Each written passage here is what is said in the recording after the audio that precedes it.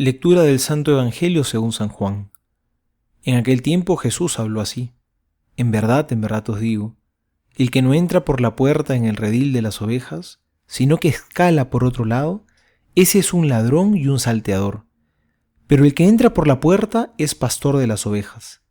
A éste le abre el portero, y las ovejas escuchan su voz, y a sus ovejas las llama una por una, y las saca fuera. Cuando ha sacado todas las suyas, va delante de ellas, y las ovejas le siguen, porque conocen su voz. Pero no seguirán a un extraño, sino que huirán de él, porque no conocen la voz de los extraños. Jesús les dijo esta parábola, pero ellos no comprendieron lo que les hablaba. Entonces Jesús les dijo de nuevo: en verdad os digo, yo soy la puerta de las ovejas. Todos los que han venido delante de mí son ladrones y salteadores, pero las ovejas no los escucharon. Yo soy la puerta. Si uno entra por mí, estará a salvo. Entrará y saldrá y encontrará pasto. El ladrón no viene más que a robar, matar y destruir. Yo he venido para que tengan vida y la tengan en abundancia. Palabra del Señor. Gloria a ti, Señor Jesús. En este pasaje el Señor no nos va a hablar tanto del pastor, sino que nos va a hablar de la puerta. Los verdaderos pastores pasan por la puerta, pero el ladrón no, sino que se salta la cerca. Cristo es esa única puerta, y todos aquellos que tengan una misión de guiar tienen que pasar por Cristo, que es la puerta. Lo decía Jesús en alusión a los fariseos, que querían hacerse guías del pueblo, pero la gente no lo seguía, porque ellos no le creían a Jesús, no querían pasar por la puerta, sino que se saltaban la cerca. Todos nosotros también estamos llamados a pasar por la puerta, que es Cristo. A veces queremos inventarnos otras puertas, otros caminos para alcanzar la felicidad. A veces, como nos dice otro pasaje del Evangelio, el camino que conduce a la vida es estrecho y la puerta angosta. A veces queremos buscar una puerta más cómoda, que se ajuste a nuestros gustos, a nuestras medidas, a nuestro parecer. Cuánto quisiéramos que Dios se ajuste a nuestra medida, pero es al revés. El Señor nos invita a que nosotros seamos los que nos ajustemos a Él, que nos convirtamos, que hagamos lo mejor que podamos. Pero solo Jesús es el camino, la verdad y la vida. Fuera de Cristo no hay otro que pueda salvarnos. Soy el Padre Juan José Paniagua y les doy a todos mi bendición en el nombre del Padre y del Hijo y del Espíritu Santo. Amén. Mirando la primera lectura de hoy, pienso que es un excelente día para hablar de los mandatos permanentes y los mandatos temporales en la antigua ley de Moisés. Si esta primera frase, si esta introducción te suena un poquito extraña, quizás este video es para ti. A ver, hay personas que piensan que todo lo que está en la ley de Moisés es con un valor eterno. Y hay algunas frases de la ley de Moisés que van en esa dirección. Por ejemplo, cuando dice el Señor que la Pascua, la celebración de la Pascua, es un mandato para todas las generaciones. Evidentemente ahí está refiriéndose a algo que es eterno, algo que es permanente. Lo podemos entender así, está perfecto. Pero ahora mira esto. Resulta que en algunos lugares del Antiguo Testamento, profetas como Jeremías hablaron de una nueva alianza. Concretamente, si tú te vas al capítulo número 31 de Jeremías, te encuentras que se habla de una nueva alianza. Y ese es un punto muy importante, porque una nueva alianza nos está indicando que la antigua alianza se queda antigua precisamente y que va a ser superada o va a ser cambiada, no sé qué palabra quieras utilizar, por otra alianza. Entonces, esa es un poco una buena pregunta esa, ¿no? Es decir, ¿cómo es aquello de la ley? ¿Era todo permanente o era todo temporal? Porque también hay gente que cree que todo era temporal. Hay gente que cree, mira, todos esos mandamientos estrictos, rigurosos de la ley de Moisés, eso ya no vale para nosotros, eso ya no importa para nosotros. Eso era en otros tiempos, ahora estamos en la ley del amor, en la ley de la libertad. Tenemos que vivir en la libertad de los hijos de Dios. A nosotros ya no nos cobija esa ley.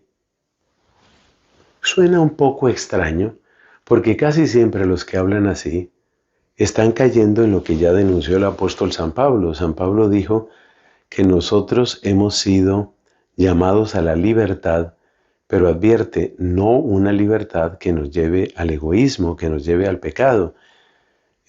Y eso lo afirma San Pablo en la carta a los Gálatas, y en la carta a los Romanos dice, hace una pregunta muy clara, dice, entonces ¿qué? ¿Vamos a pecar porque ya no estamos bajo la ley sino bajo la gracia? Y por supuesto es una pregunta retórica y por supuesto él responde de ninguna manera. Entonces, ¿en qué quedamos? ¿Qué es lo que tenemos que hacer nosotros? Pues recordemos lo que nos plantea la primera lectura. La primera lectura nos muestra un cambio en la legislación, porque la ley de Moisés prohibía alimentarse de ciertos animales. Y la visión que tuvo el apóstol San Pedro fue que venía una especie de lienzo que bajaba del cielo. Esa idea es muy importante. Del cielo venía un lienzo con una cantidad de animales de los que se supone que no deben comer los judíos. Y entonces una voz también desde el cielo le dice a Pedro, levántate, mata, come. Es decir, le está invitando a comer lo que estaba prohibido en la ley. Y entonces Pedro se opone y dice, no, nunca ha entrado en mi boca nada impuro, yo no voy a comer eso que está ahí. Y entonces la voz le dice, lo que Dios ha purificado no lo llames tú impuro. Importante ese dato. Esto nos está mostrando que esas leyes sobre los alimentos eran leyes que tenían un carácter temporal. Tenían un carácter temporal. Y ese carácter temporal, pues es el que se muestra por el hecho de que dice Dios, lo que Dios ha purificado no lo llames tú impuro. Pero le estaba diciendo Dios, con esa visión que le otorgó a Pedro, le estaba diciendo, queda abolida la ley de Moisés. Es decir, ya no importa lo que se enseñó en la ley de Moisés. Eso tampoco puede ser, porque nosotros recordamos que efectivamente Cristo dice en el Evangelio de Mateo, yo no he venido a abolir la ley, sino a darle plenitud. O sea, este tema parece un poco complejo. Está un poco enredado. Pero no es tan enredado si nos damos cuenta, y esto lo explica muy bien Santo Tomás, que aquellas leyes que tienen que ver fundamentalmente con lo moral, es decir, ¿dónde está el bien y dónde está el mal? ¿Qué es lo bueno y qué es lo malo en los actos humanos? Esas leyes, que no son rituales, sino morales, esas leyes tienen un valor permanente. Tienen cuando menos una enseñanza permanente. Entonces, cuando Dios dice, por ejemplo, no matar, no mentir, no robar, básicamente lo que está en los 10 mandamientos, ese tipo de enseñanzas que son principios morales de acción humana, eso no tiene un valor temporal, eso tiene un valor permanente. Entonces, ¿qué era lo que tenía un valor temporal? Lo que tenía un valor temporal era básicamente lo que tenía que ver con los ritos. Y ahí estaban las prohibiciones alimenticias, ahí estaba la circuncisión, ahí estaba el tema de los vestidos, que hay que vestirse de esta manera o de esta otra manera. Entonces, los principios morales que están en la ley de Moisés tienen un valor permanente. Lo que puede cambiar son aquellas prescripciones puramente rituales que acompañaban la celebración de la alianza de cerca o de lejos, pero era finalmente la alianza lo que importaba ahí. Y como nosotros estamos en una nueva alianza, es perfectamente natural que nuestros ritos no coinciden con los ritos de la ley de Moisés. Nosotros tenemos algo infinitamente mejor que la circuncisión, que es el bautismo. Nosotros tenemos algo infinitamente mejor que el cordero que se sacrificaba y se asaba, nosotros tenemos la divina Eucaristía. Entonces, lo ritual, que incluye, por ejemplo, ya dije, prácticas como la de los alimentos, ese tipo de prácticas rituales que estaban conectadas de cerca o de lejos con el tipo de alianza que había promulgado Moisés, esos preceptos puramente rituales evidentemente tenían un valor temporal y era un valor que estaba en función de lo que se iba a revelar, es decir, de la nueva alianza. En cambio, aquellos preceptos que nos enseñan los grandes principios morales, esos sí tienen un valor mucho más permanente.